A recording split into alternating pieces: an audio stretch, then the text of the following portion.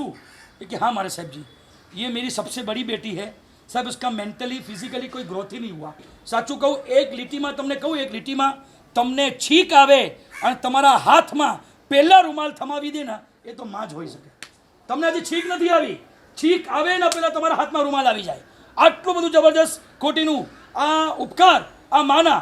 હું તમને કહું, ઇન્દોરમાં શિવપુર તીર્થ છે, ઇન્દોરથી લગભગ 100-125 કિલોમીટર પર શિવપુર તીર્થ છે। વીર રત્ન વિજયજીમાં તીર્થ સ્થાપ્યું છે। અમે વિહારમાં જતા હતા, એક ગામ આવ્યું ડબલ ચોકી, ગામનું નામ શું છે? હવે ડબલ ચોકી કેમ પડ્યું એ કહું તમને। અડધું ગામ આ ગ્રામ પંચાયતમાં આવે ને અડધું ગામ આ ગ્રામ પંચાયતમાં આવે। ખ્યાલ આવ્યો તમને? એક ગામમાં 2 પંચાયતો લાગે, એક ગામમાં 2 ગામની ધારાઓ ચાલે, મતલબ 2 જિલ્લા લાગે, 2 જિલ્લા લાગે એટલે એનું નામ ડબલ ચોકી। જો તમે આ દુકાને આ જિલ્લામાં હોય અને તમે આ જિલ્લાનું નામ લખો તો પોસ્ટ પહોંચે જ નહીં ક્યારે। આ રીતનું આ ડબલ ચોકી। ત્યાં અમે ગયા, સવારે એક બેનના ઘરે ઓરવા ગયો તો રસોડાની પાછળ રૂમ હતી અને આગળ હું ગોચરી ઓરતો હતો।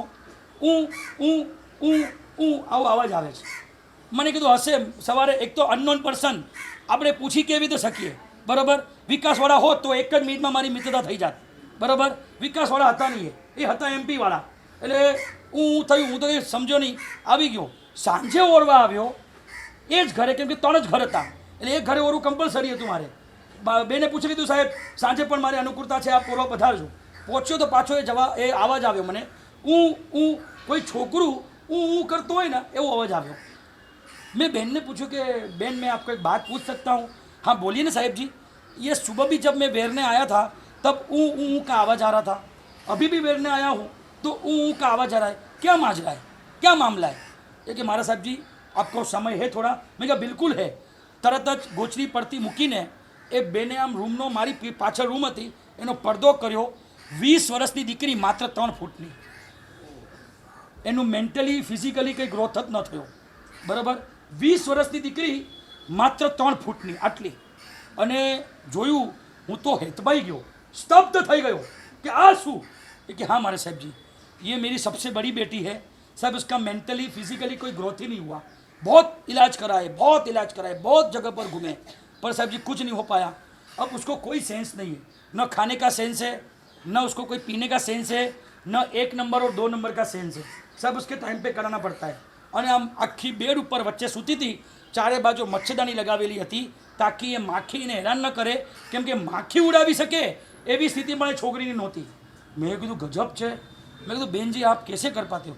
साहब जी कोई बात नहीं, मैं बस ये हमारे लिए उपकार करने आई है, इसकी हम सेवा करते। હવે તમે એની પરિવારની સિચ્યુએશન સમજો। એ છોકરી પછી 2 છોકરીઓ થઈ એટલે 2 ડિલિવરી એ બેને કરી, બરાબર? પછી એમની મોટી સાસુ જીવતી, પછી એની સાસુ જીવતી, પતિ, પછી મેં જે કેટલાક સવાલો કર્યા ને એના જવાબ સાંભળીને તમે હલી જશો। મેં કીધું પછી आप कैसे मैनेज करते हो? देखो मारा साहब, इसको मैं चाहिए ही चाहिए, क्योंकि साहब इसकी सिस्टम सिर्फ मैं ही जानती हूँ, मेरे पति को भी मालूम नहीं है, मेरे दोनों बेटियों को भी मालूम नहीं है कितने बजे इसको खाना चाहिए, कैसे खिलाने का, संडास बाथरूम वगैरह सब, वो सब साहब मुझे ही पता है। 20 साल से मैंने अपना पियर नहीं देखा। 20 साल के अंदर मेरे बड़े भाई के बेटे की शादी थी मारा साहब, मैं नहीं गई। मेरे बच्चों को, मेरी बड़ी सासू को सबको भेज दिया, पर मैं नहीं गई। 20 साल से ये गांव के बाहर मैंने पैर नहीं रखा मारा साहब, क्योंकि उसके लिए मुझे रहना पड़ता है। પછી મેં જે પ્રશ્ન કર્યો ને, તમે હો તો હલી જાય। મારો પ્રશ્ન બહુ ખતરનાક હતો। મેં કીધું બેન एक सवाल पूछ सकता हूँ आपसे? कि बोलिए ना मारा साहब, 20 साल में ये लड़की आपके पेट से जन्म लिया, आपके कुल में आई, आपकी बेटी बन के आई, कभी अफसोस नहीं हुआ?